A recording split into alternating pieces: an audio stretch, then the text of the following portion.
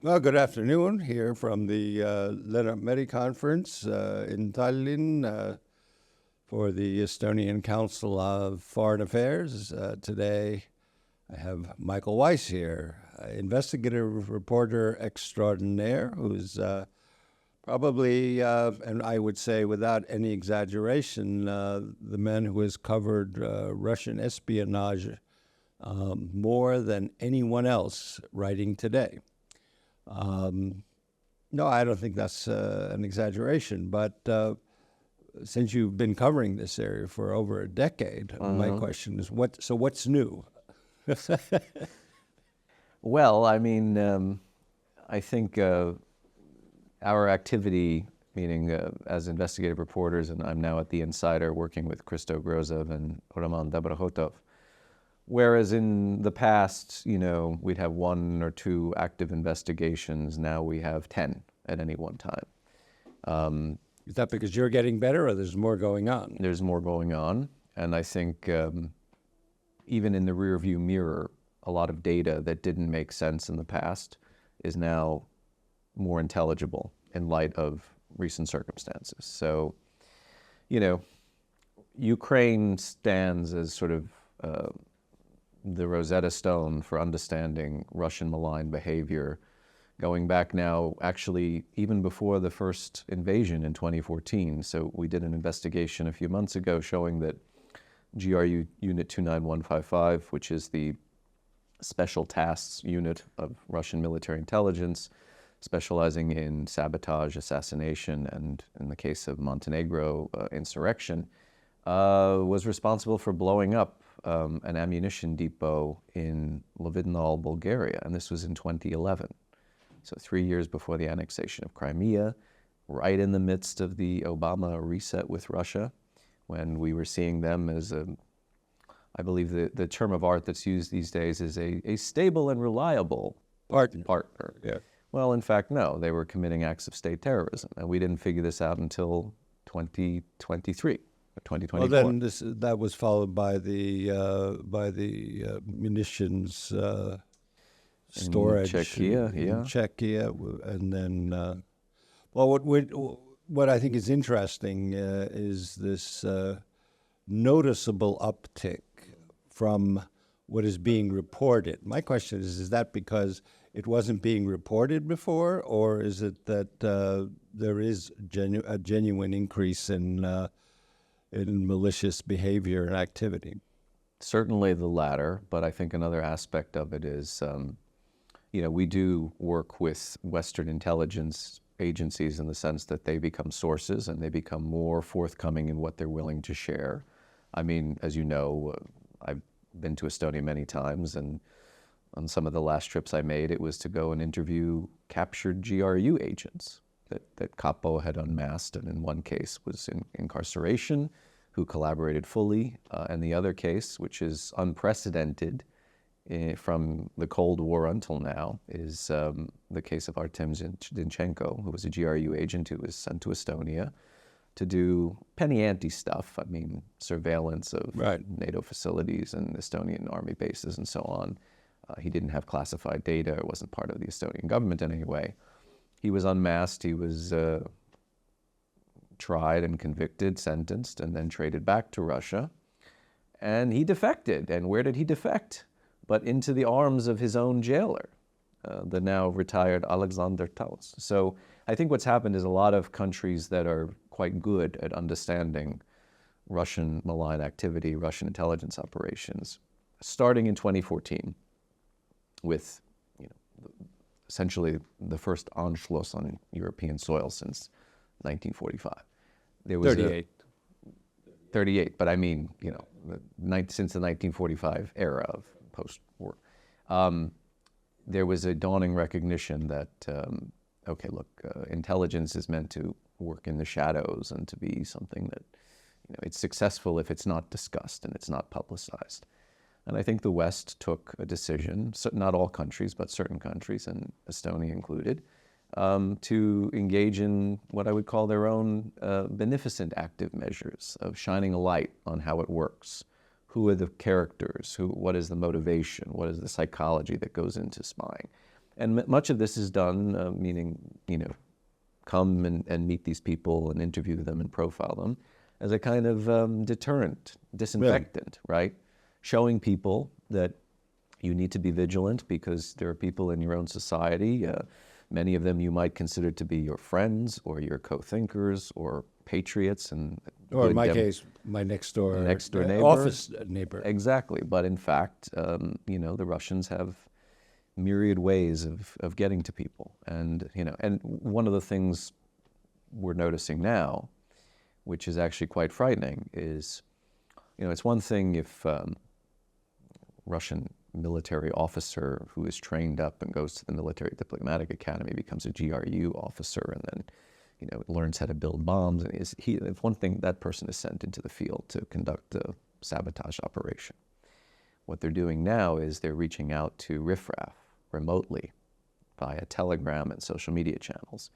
And they're relying on amateurs, hirelings, and thugs yes, to go blow things up or set things on fire, including weapons manufacturing plants where the kit is destined for Ukraine. Now, the murder of the defector in Spain 2 months ago. Yes. And that has the potential for enormous collateral damage. There are going to be body bags as a result of this. Well, especially when, the Spanish case apparently was, by all signs, seemed to be a contract job with the local mafia. Right. So it wasn't sort of... But they've been doing that for a while. At least what you can say with the local mafia, these are people with their own kind of tradecraft in terms of violent kinetic activity. But now they're relying on idiots, freelancers. Right. Well, we had that in Estonia where these local gopniks, just went and smashed the window of the Ministry of Interior and the car window of the editor of the Russian language newspaper, which is kind of a weird thing to do, but... Right. So now that, people look at this stuff and they see how kind of bumbling and shambolic it is, and they think, oh, don't worry about it, these are the Keystone Cops. Except, what this reminds me of is kind of the thing that ISIS did. They would train people up in the field and dispatch them. When Western intelligence got savvy enough to stop, this reverse migration, they started to do remote control acts of terrorism, right? So they would rely on people they would never meet, but they would pay them through, cryptocurrency or dark money means and tell them, and it's low risk, potentially very high reward. Yeah. And also if they fail, who cares? Right. It only cost us 5,000 euro or 10,000 euros. So you have the methodology of non-state actors with the resources of not just a state, but one of the most well-sourced intelligence apparatuses on the planet. So who's doing a good job unmasking them these days? Apart from... Well, other than Estonia, obviously. But look, I think American counterintelligence is pretty good. American intelligence is pretty good.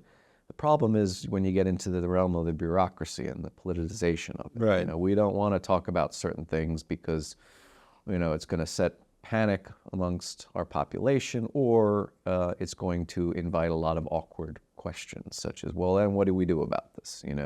The fear of escalation. But the cover-up of the Litvinenko case, which for our listeners, that was when Russians killed a defector in London using a highly radioactive, very dangerous polonium. A weapon of mass destruction, really. Yeah. And, you talk about the collateral damage.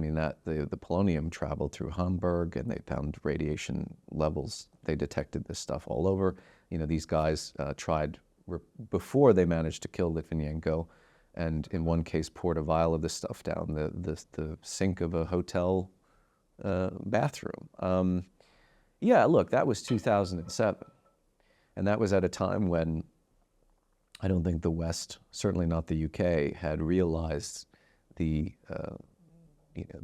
recklessness, the danger posed by the Russian services. Because really, after Litvinenko, it was a reversion to the status quo ante.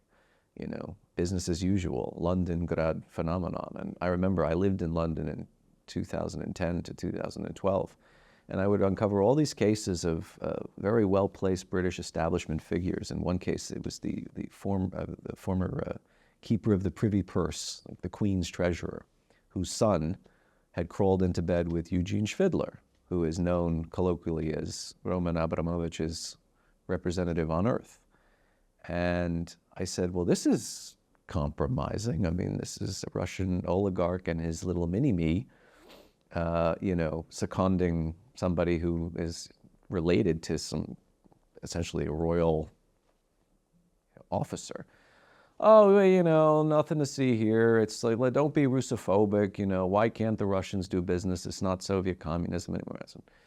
I took these findings to the Financial Authority, which was known as the FSA, not the Free Syrian Army, but the Financial Services Authority. And the line I got back was very interesting. He said, we know about a lot of this stuff, and it's not just the keeper of the privy purse. It's MPs, big city, meaning like Wall Street type hedge fund guys, business. But we're up against it because neither party, conservative or labor, wants to tackle this problem. And in terms of the British economy, a lot of it is sustained by dirty Russian rubles that are pouring in. And then what happened? Well, the first invasion of Ukraine, and it kind of sort of No, that was the instruction went out not to say anything that would harm investment in the UK after MH17. Right. But then there was Skripal, which did begin to change things. You had the largest expulsion of Russian, quote-unquote, diplomats, many of them intelligence officers, since the Cold War. And then I think the second invasion of Ukraine, what I'm sensing from the Brits now is a guilty conscience. And as a result of that, this is now going beyond the level of intelligence into sort of security assistance, military matters. But, the UK is the one country that the Ukrainians don't worry about. Labor, conservative, if anything, the two parties now compete with each other.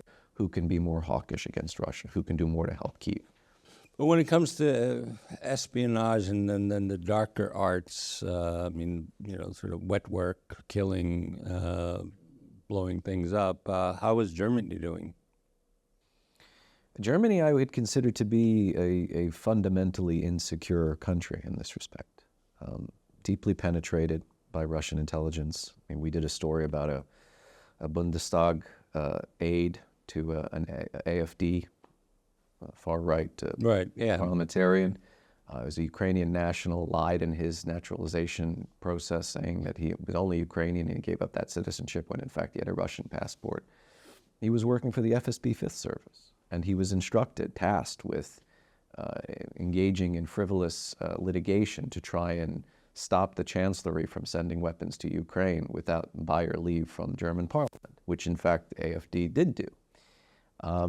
We had the case of Carsten Link, a high-ranking BND officer, similarly tasked by the FSB. BND being the foreign intelligence of Germany. And again, it comes back to Ukraine invariably, tasked with helping the Russians locate where Iris-T and I think Leopards and other German weapon systems were in Ukraine for the purpose of destroying them. And this case was very deleterious for the Germans because not only was he a high-ranking officer, he was not unmasked by German counterintelligence, which is a contradiction in terms, but he was unmasked by the Brits. So a colleague of mine who works at Spiegel, Mike Baumgarten, said to me, he's been covering national security in Germany for many years. He said, I've never seen morale at BND as low as it is now. And without asking me the question, I volunteered and read his mind. I said, well, what happens when you have low morale in an intelligence service? It becomes fertile soil for foreign recruitment, right?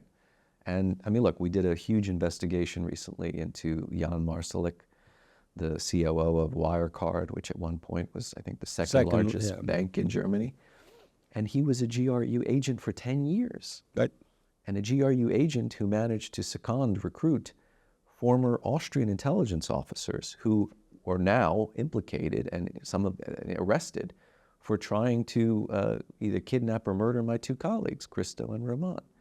And who was the finance minister of Germany when Marsalek was riding high on the hog? Yes. One Olaf Scholz, who now is,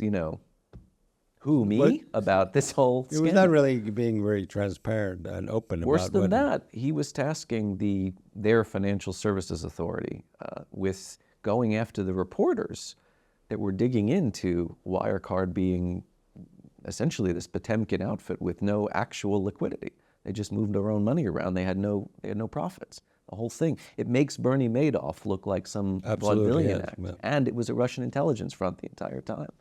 So I don't think, in America, we're not appreciating what's happening in Europe as profoundly as, frankly, I think Europe needs to appreciate what's happening in Europe a little more profoundly than it has been. But, my argument to the Americans is these currents waft over. Well, from there has been enough. I mean, look at the NRA with what her name was. Well, so this is the big problem we face in the United States. So we're coming up on another presidential election in 6 months. We know the Russians are going to get their licks in. But the conversation has become so polarized and so radioactive. I mean, even, covering foreign disinformation schemes. Right. And we have something the State Department put together under the Trump administration called the Global Engagement Center, which does good work. They put out good reports. Now they are sort of earmarked for destruction by the Republican Party, which has falsely accused them of going after domestic media gatherers or information peddlers, meaning they're targeting Americans. They don't. They target the Russians, the Iranians, and the Chinese.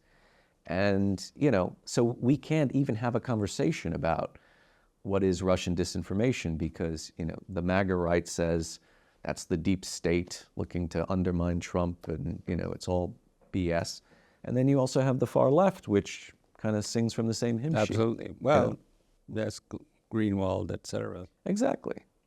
We are running out of time, unfortunately. Oh, this went quickly. No, I know. Well, we could probably go on for another, a long time. You and I do offline. Well, we do.